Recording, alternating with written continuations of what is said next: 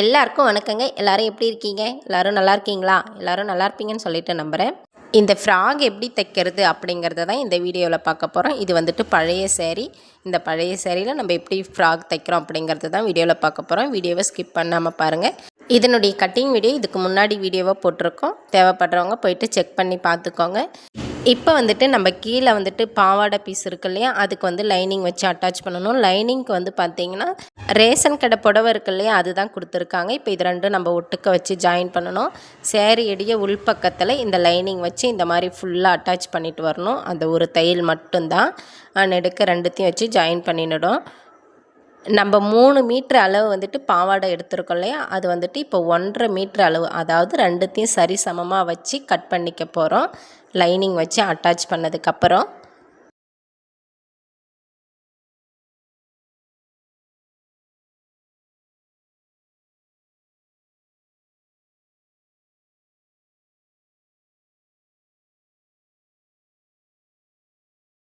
இந்த மாதிரி அட்டாச் பண்ணிவிட்டு அப்படியே இந்த பாவாடை பீஸை அப்படியே எடுத்து வச்சுடுவோம். அடுத்ததாக பார்த்திங்கன்னா நம்ம பாடி பீஸ் இருக்கு இல்லையா, மேல் பீஸு, இப்போ அது ரெண்டுத்தையும் வந்து பார்த்திங்கன்னா லைனிங் கொடுத்து அட்டாச் பண்ணணும். ஸ்லீவ் எல்லாமே வந்துட்டு லைனிங் கொடுத்து அட்டாச் பண்ணுவோம். இதுக்கு ஃபுல்லாக வந்துட்டு பார்த்திங்கன்னா அவங்க ரேஷன் புடவை தான் கொடுத்துருக்காங்க. எல்லாத்துக்குமே லைனிங்கை ரேஷன் புடவை தான் வைக்க போகிறோம். நார்மலாக நம்ம எப்படி ப்ளவுஸுக்கெல்லாம் வந்துட்டு இந்த மாதிரி நல்ல பக்கம் அடியில் போகிற மாதிரி, உள்பக்கம் வந்து பார்த்திங்கன்னா மேலே வர மாதிரி பீஸோடைய உள்பக்கம் மேலே வர மாதிரி இந்த மாதிரி வச்சு நம்ம அட்டாச் பண்ணி திருப்பிக்கணும். இப்போ எக்ஸ்ட்ரா இருக்க இந்த பீஸெல்லாம் ஒரு தையலெல்லாம் வடித்து இந்த எக்ஸ்ட்ரா இருக்க பீஸெல்லாம் கட் பண்ணிவிட்டு சின்ன சின்னதாக ஒரு கட் பண்ணி திருப்பிக்கணும். நம்ம ஆல்ரெடி ப்ளவுஸ் எல்லாம் எப்படி நெக்குக்கு திருப்போம் இல்லையா, சேம் அதே மாதிரி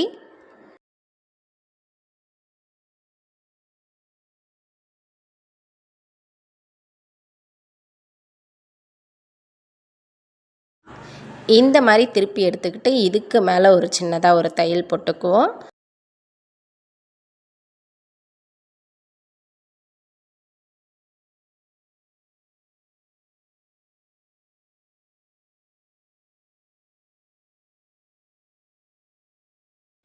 இந்த தையல் போட்டு முடித்ததுக்கப்புறம் சுற்றி வந்து பார்த்திங்கன்னா ஒரு அட்டாச் தையல் போட்டுப்போம். லைனிங் பீஸும் இந்த சேரீயுடைய பீஸும் நல்லா ஒட்டுக்க சமப்படுத்தி விட்டு நல்லா ஃபுல்லாக ஒரு அட்டாச் தையல் போட்டு எடுத்துப்போம்.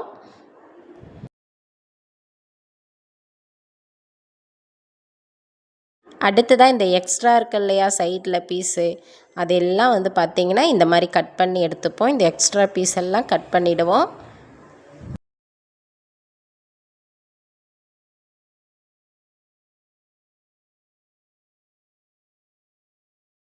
இப்போ வந்து அந்த ஷோல்டருக்கு கொஞ்சம் இந்த பக்கம், அதாவது நம்ம நெக்கு சைடில் வந்துட்டு கால் பக்கம்தான் இருக்கணும். அந்த மாதிரி விட்டு இந்த மாதிரி ஸ்ட்ரெயிட்டாக ஒரு 6 இன்ச்சு அளவுக்கு நம்ம ஒரு டாட் பிடிச்சி எடுத்துப்போம்.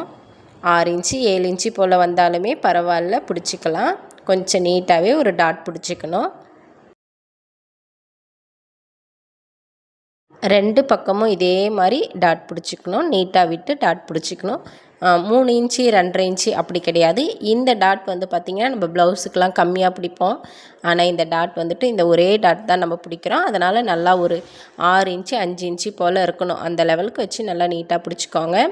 அடுத்ததாக சுற்றளவு கரெக்டாக இருக்கா என்ன ஏது அப்படின்னு சொல்லிட்டு செக் பண்ணிப்போம்.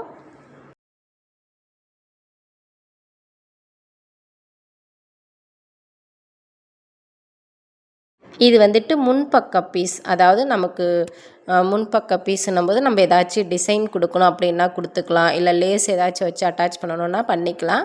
நான் வந்துட்டு வெறும் நார்மலாக லேஸ் மட்டும் வச்சு அட்டாச் பண்ணி முடிச்சிட்டேன். அடுத்ததாக இதே மாதிரி பேக் பீஸுமே ரெடி பண்ணி வச்சுட்டேன். இப்போ வந்துட்டு சென்ட்ரு பிடிச்சி முன்பக்க பீஸ் தான் இப்போ அட்டாச் பண்ணிகிட்ருக்கேன். சென்ட்ரு பிடிச்சி சென்ட்ரு ஒரு அர்க்கட் பண்ணிவிட்டு நம்ம கீழே இருக்க பாவாடை பீஸ் 1.5 மீட்ரு, அதாவது 3 மீட்ரு நம்ம 2ஆக கட் பண்ணி வச்சுருக்கோம் இல்லையா, அதை எடுத்து அந்த ஒரு பீஸில் சென்ட்ரு பிடிச்சி ஒரு அர்க்கட் பண்ணிக்கோங்க. இந்த பாடி பீஸில் இருக்க அர்க்கட்டும் இந்த கீழே பாவாடை பீஸில் இருக்க அர்க்கட்டும் ஒட்டுக்க சேர்கிற மாதிரி, நம்ம நல்ல பக்கம் ரெண்டும் ஒட்டுக்க சேர்கிற மாதிரி இப்படி வச்சு சின்ன சின்னதாக சுருக்கு வச்சுட்டு வரணும்.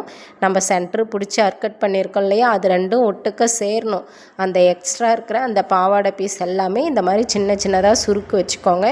உங்களுக்கு நல்லா பெருசு பெருசாக பட்டை பட்டையாக வேணும் அப்படின்னாலும் வச்சுக்கலாம், சின்ன சின்னதாக வேணும்னாலும் வச்சுக்கலாம். உங்களுக்கு எப்படி தேவையோ அந்த மாதிரி வச்சுக்கோங்க.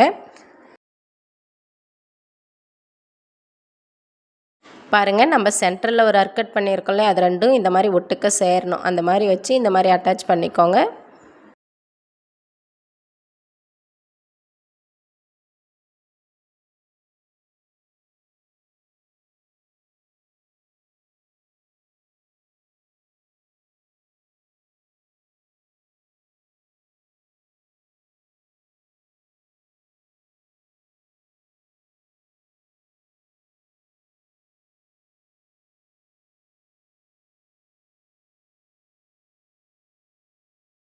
இப்போ நம்ம ஒன் சைடு பீஸ் அட்டாச் பண்ணி முடிச்சிட்டோம். இது வந்து ஃப்ரண்ட்டு. அடுத்து பேக் சைடுமே நம்ம அதே மாதிரி சேம் லைனிங் வச்சு அட்டாச் பண்ணி முடிச்சு வச்சுருக்கோம் இல்லையா, அதில் சென்டர் அர்க்கட் பண்ணி பாவாடை பீஸ் இன்னும் 1.5 மீட்ரு இருக்கு இல்லையா, அதையுமே இதில் வச்சு சுருக்கு வச்சு நல்லா அட்டாச் பண்ணி முடிச்சுக்கலாம்.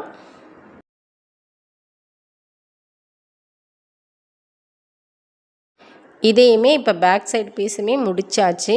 அடுத்ததாக ஃப்ரண்ட் சைடு பீஸில் வந்து பார்த்திங்கன்னா சின்னதாக ஒரு பட்டி, இந்த இடுப்புக்காக வந்து பார்த்திங்கன்னா சின்னதாக ஒரு பட்டி கொடுக்கலாமே அப்படின்னு சொல்லிட்டு ஒரு 2 இன்ச் அளவுக்கு நான் இந்த மாதிரி மடித்து சின்னதாக ஒரு பட்டி ரெடி பண்ணி அதையுமே அட்டாச் பண்ணியிருக்கேன்.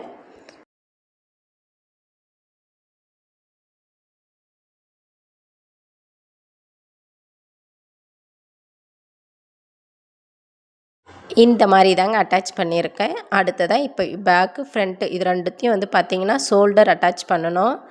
நம்ம இந்த மாதிரி நல்ல பக்கம் ரெண்டும் ஒட்டுக்க சேர்ற மாதிரி இந்த மாதிரி வச்சு அதுக்கப்புறம் அட்டாச் பண்ணணும். ஷோல்டர் மட்டும் எப்பவும் போல் ஒரு 1/4 இன்ச் அளவு விட்டு ஷோல்டர் அட்டாச் பண்ணிப்போம்.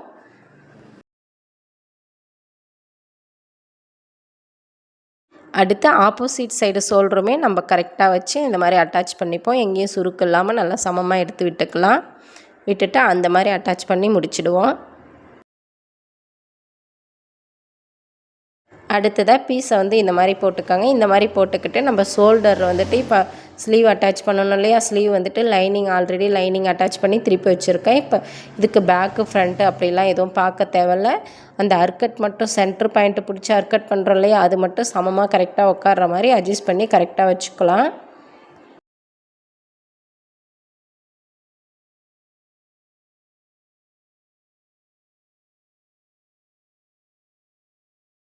ஆப்போசிட் சைடு 2 சைடுமே வந்து பார்த்திங்கன்னா இதே மாதிரி ஸ்லீவ் அட்டாச் பண்ணி முடிச்சுக்கலாம்.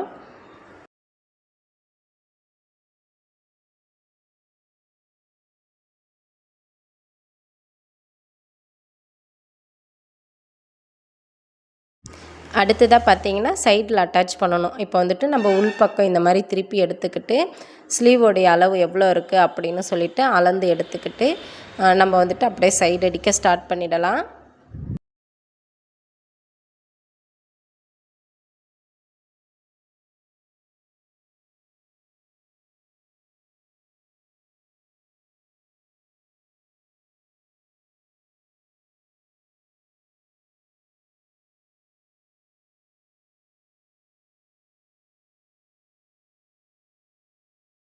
பாடியோடைய சுற்றளவு எவ்வளோ இருக்குது அப்படிங்கிறதையும் நம்ம கரெக்ட் பண்ணி பார்த்து அட்டாச் பண்ணி எடுத்துக்கலாம்.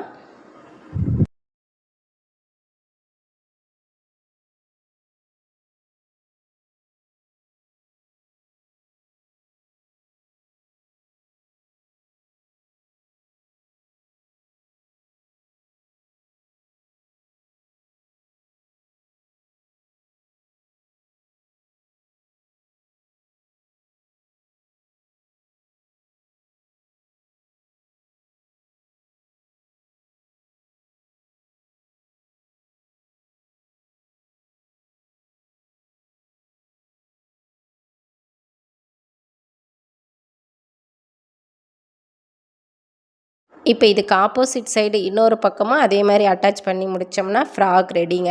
இது பேக்கில் வந்து கட்டுறதுக்காக ஒரு நாட் மாதிரி கொடுத்துருக்கேன் நான். இது வந்து பார்த்திங்கன்னா ஃப்ரண்ட் சைடு. ரொம்பவும் ஈஸியான முறையில் பழைய சாரியில் ரொம்பவும் லுக்கான ஒரு ஃப்ராக் வந்துட்டு நம்ம ரெடி பண்ணி முடிச்சிட்டோம். நம்மளுடைய வீடியோ பிடிச்சிருந்தால் லைக் பண்ணி ஷேர் பண்ணுங்கள், சப்போர்ட் பண்ணுங்கள் தொடர்ந்து.